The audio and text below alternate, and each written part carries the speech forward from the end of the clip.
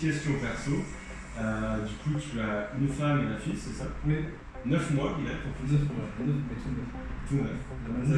Ça fait quoi d'être père comme ça? C'est génial. On s'y attend, mais on ne pense pas que c'est un bonheur. On dort pas beaucoup la nuit. Hein. Ah ouais. 3h30 ce matin, et puis c'est pas endormi tout de suite.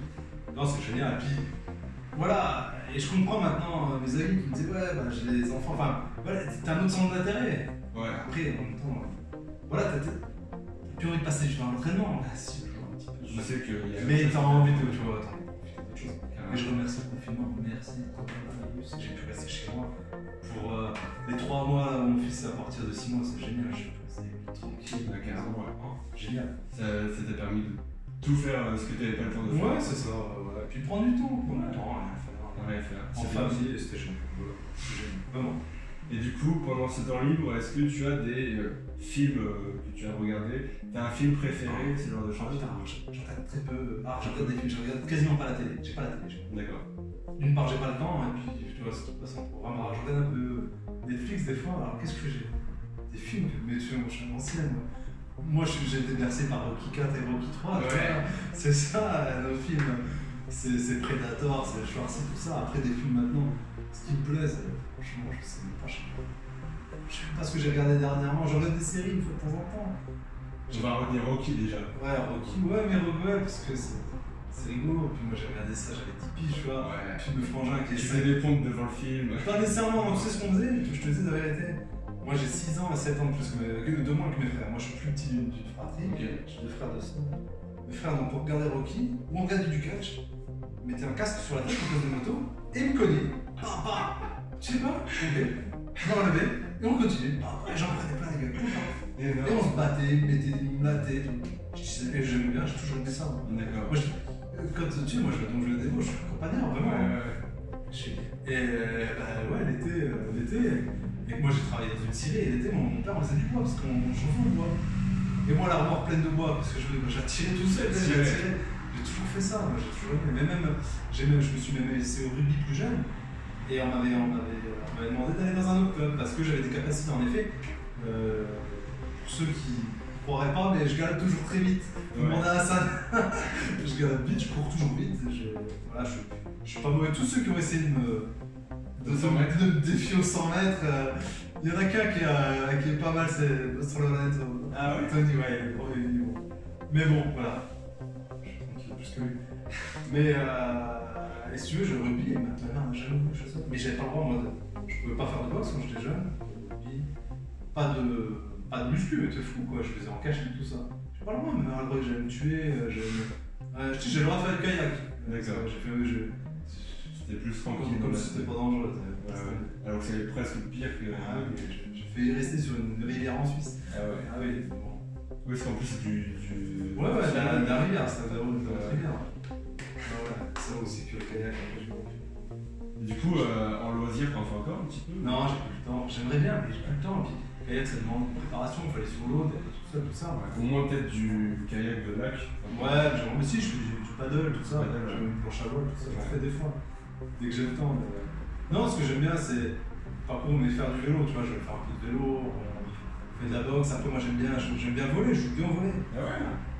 Oui, je suis un volleyeur, j'en ai fait en INSS, tout ça. Ok. T'as suivi un peu l'équipe de France là? Du tout? Je suis rien. Pour aller encore en politique, je suis fan. Ouais, je suis. Ok. Non, j'ai pas regardé. C'est plutôt les sports qui passent et qui t'aiment bien. Ouais, mais j'ai du mal à suivre les choses. Ouais. Franchement, j'ai pas le temps, je te mens pas une journée. Bon, je suis pas un super lève-tôt, mais je me lève sur les coups de 8 heures, et toute la journée, je suis. Au taquet quoi. Et ma journée s'arrête pas avant 1 ou 2 heures du matin la plupart du temps. Et le week-end, dès que t'as rien à faire, entre guillemets, t'essayes de souffler aussi. Peut-être. Ouais, mais en ce moment, je peux pas. Avec les heures, ça, c'est possible. Il y a toujours des trucs à faire. Hier, j'ai débarrassé de temps de droit. Ça fait de l'entraînement aussi. Ouais, ça fait de l'entraînement, j'ai pris le tir à l'aide avec moi. Je vais faire le cours. Voilà, il faire l'entraînement. Ça, c'est vraiment. Ah oui, non, donc voilà, powerlifting, c'est pas tout, c'est une partie de sa vie. Et heureusement, j'ai fait le powerlifting parce que ça m'a ouvert plein de portes aussi. Hein. Et il faut pas oublier que lorsque tu te présentes devant un employeur et que tu te dis ouais, je suis champion du monde, j'ai été champion du monde, j'ai fait 6, je suis en équipe de France. C'est bien. Hein. Ouais, et puis le mec. Ça traduit d'une pugnacité, ça traduit quand même d'un effort, d'une envie et d'un état d'esprit. C'est aussi ça, et quelqu'un qui lâche pas. Et c'est vrai que c'est pas mon truc, je lâche pas l'affaire. Et je suis assez. Il y a une droiture. Ouais. Il y a une philosophie de vie derrière. Je remercie ce sport, les gens qui me conviennent, parce que finalement, ça a que du bon. Au final, ça t'a mis une brique en plus et t'as pensé C'est ça. C'est ça. Ça m'a mis une... Après, il ne faut pas construire sa vie autour du powerlifting. Il faut que le powerlifting, il faut construire une vie qui peut aller avec. Voilà, qui peut avec il faut que ce soit une marche, un tout. Tu vois. Il faut que ça t'aide. Moi, je sais que ça m'a aidé tous les jours. Faire des rencontres, tout ça. Ouais. Bah déjà, on se parlerait pas si tu n'avais pas fait ça. Ouais, tout à fait. J'ai l'honneur de rencontrer Florian Roland, ça c'est...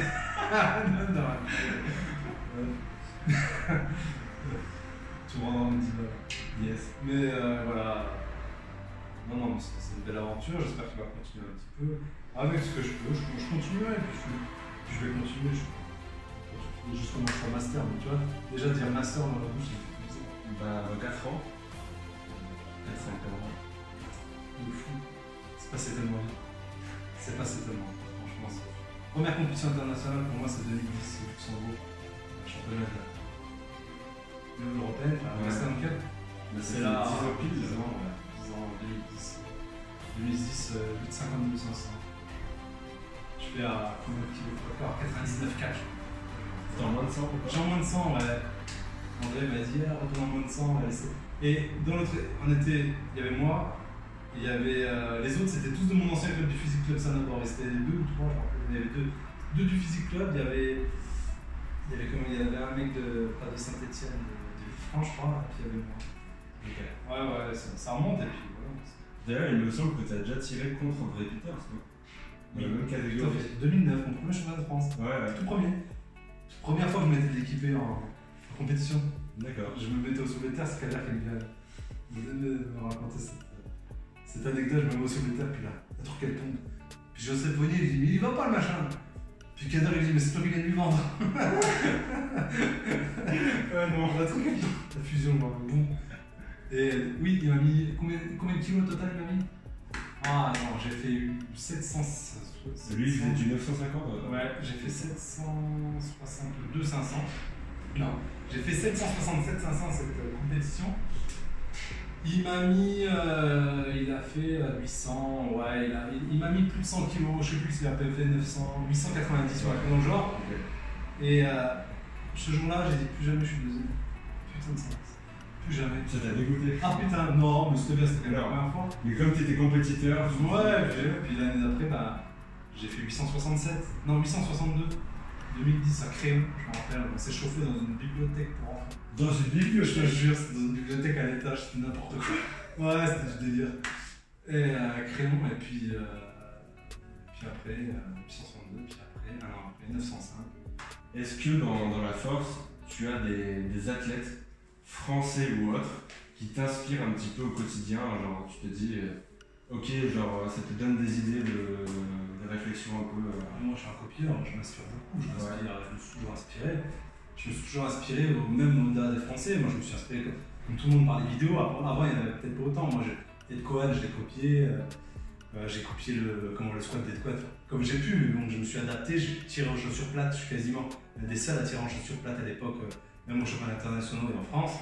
Parce que j'ai fait comme Ed Cohen. J'ai dit, je vais tirer à plat et on va voir. J'ai gagné des kilos sur mon squat. En effet, je me suis inspiré d'une part de Kader Ali, bien sûr, qui est un grand champion. Je me suis inspiré d'Hassan, je me suis inspiré d'Hassan surtout. Non, je peux pas, j'ai vraiment pas la même. Non, c'est plutôt la qualité de concentration de compétition et comment prendre une compétition, comment réagir et comment se concentrer dans une compétition et comment se concentrer, c'est-à-dire voilà. Être fort le jour J. Hassan, c'est un mec qui sait être fort le jour J. Non, il n'est pas fort à l'échauffement, il est fort sur le plateau. J'ai vu des échauffements catastrophiques. Moi aussi. Et il fait champion là. Moi aussi, on en rigole encore.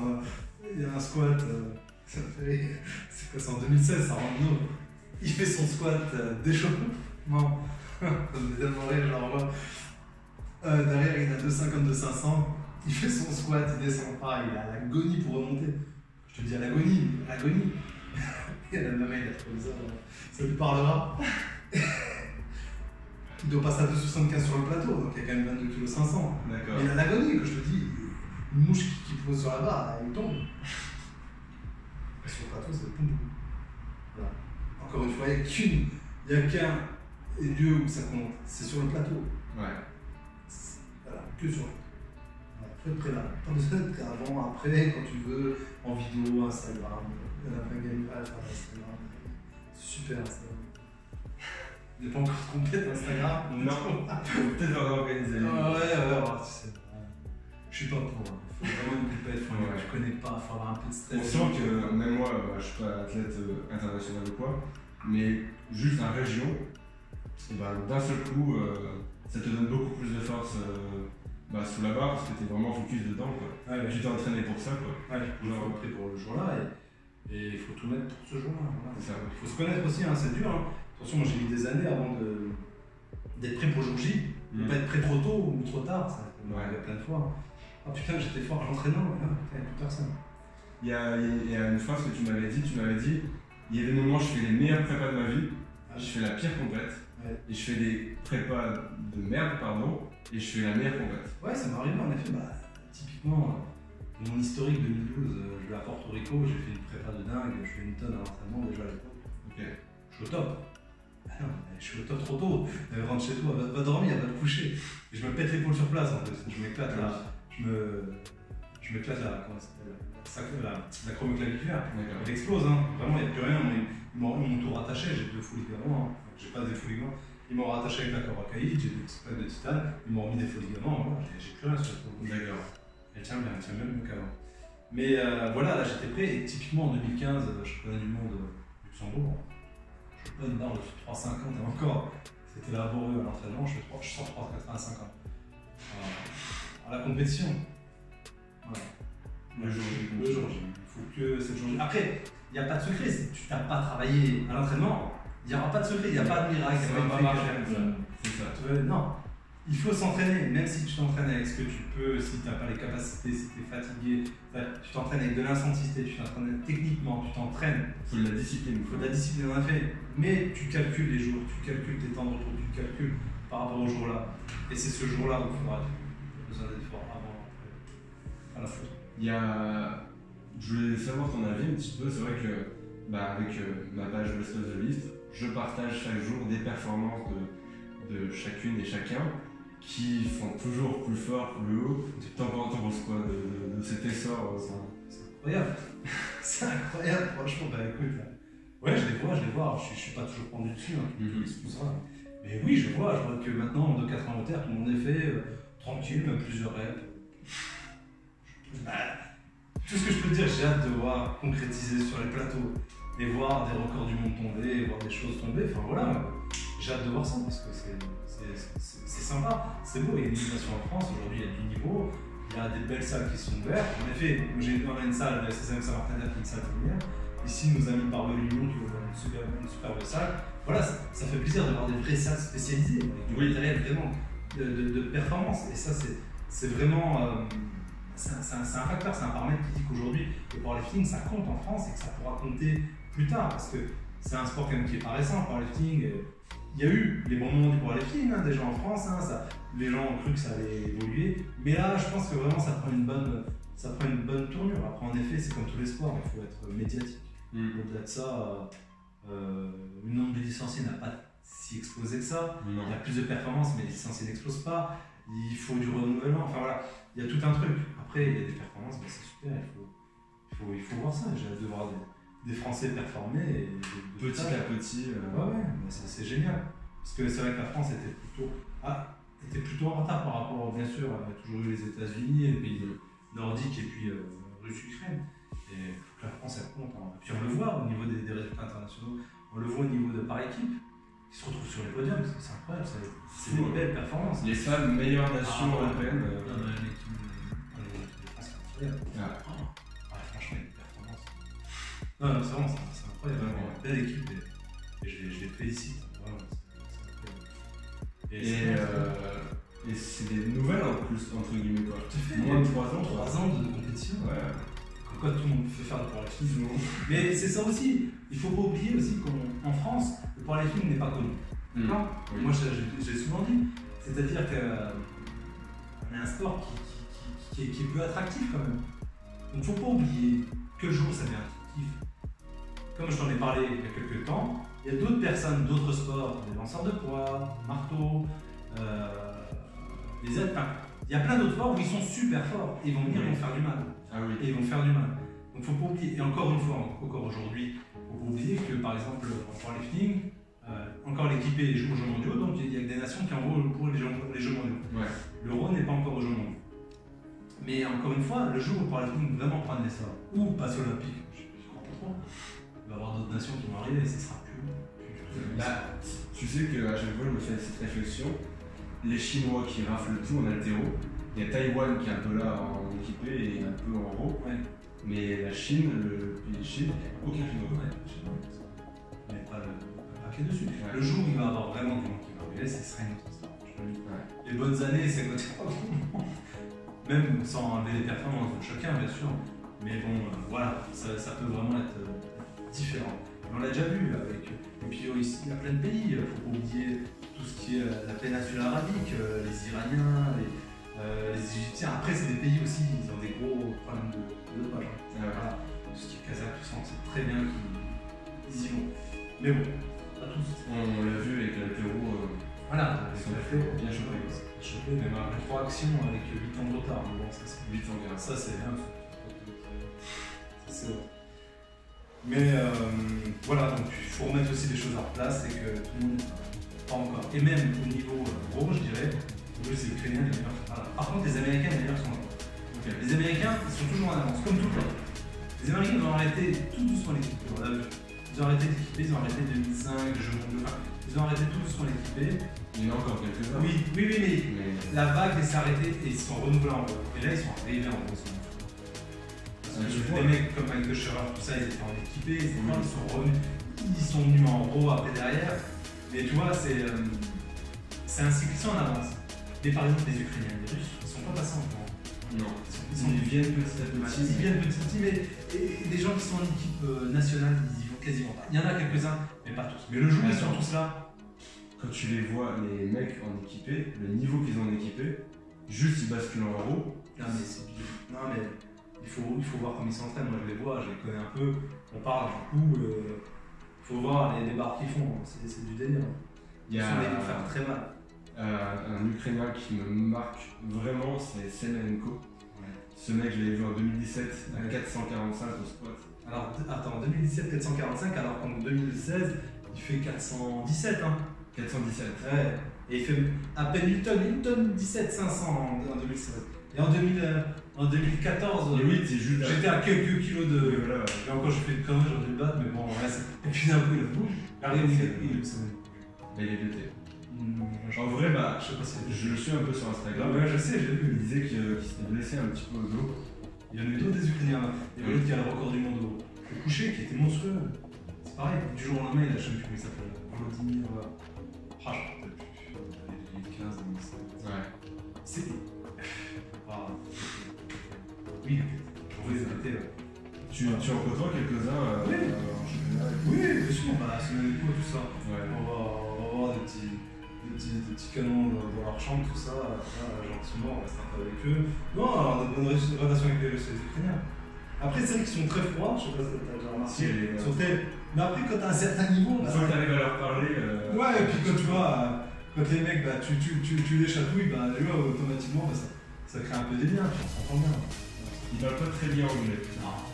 Il y en a quelques-uns. Ouais. Non, mais. C'est des mecs sympas, mais attention, encore une fois, il faut toujours tout remettre dans leur contexte. C'est des gens, pour eux, l'Ukraine, là, C'est leur vie. c'est leur vie, c'est leur vie, ils vivent de ça, ils font vivre leur famille avec. Ouais. Comme d'autres pays en Afrique, ils font vivre leur famille. Donc il faut pas s'étonner, tu vois, que les mecs qui mettent tous les moyens à mettre la gomme pour les missions.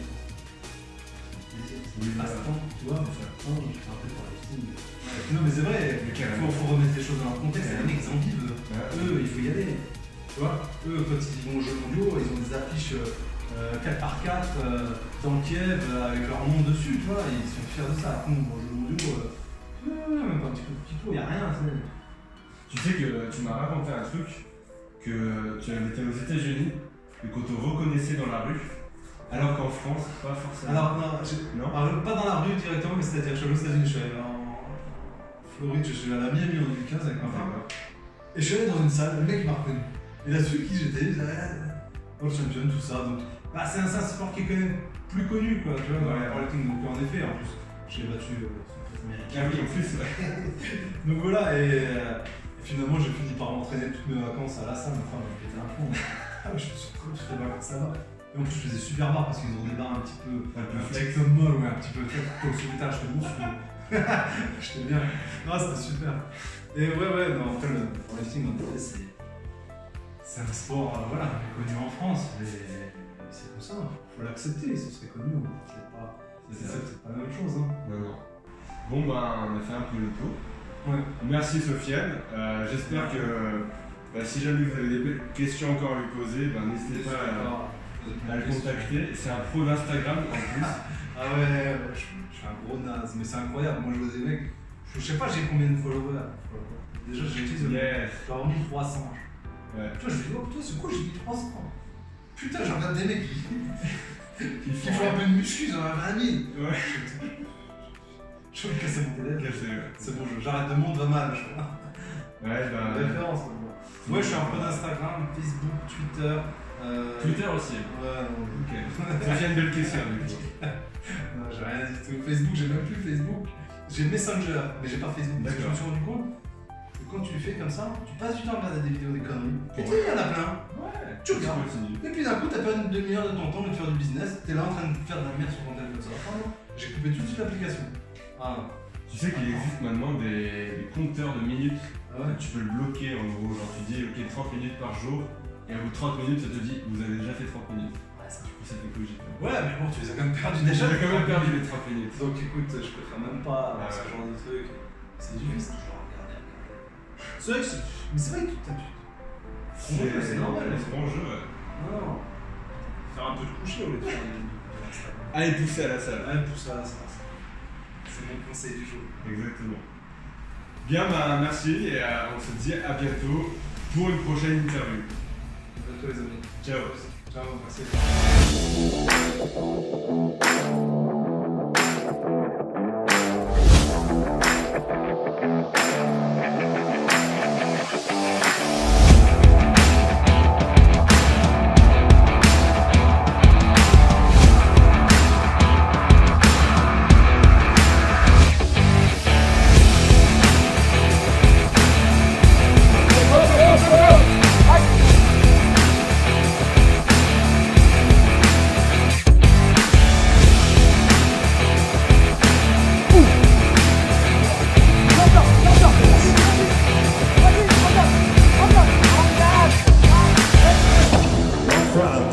Sofiane Belkacem.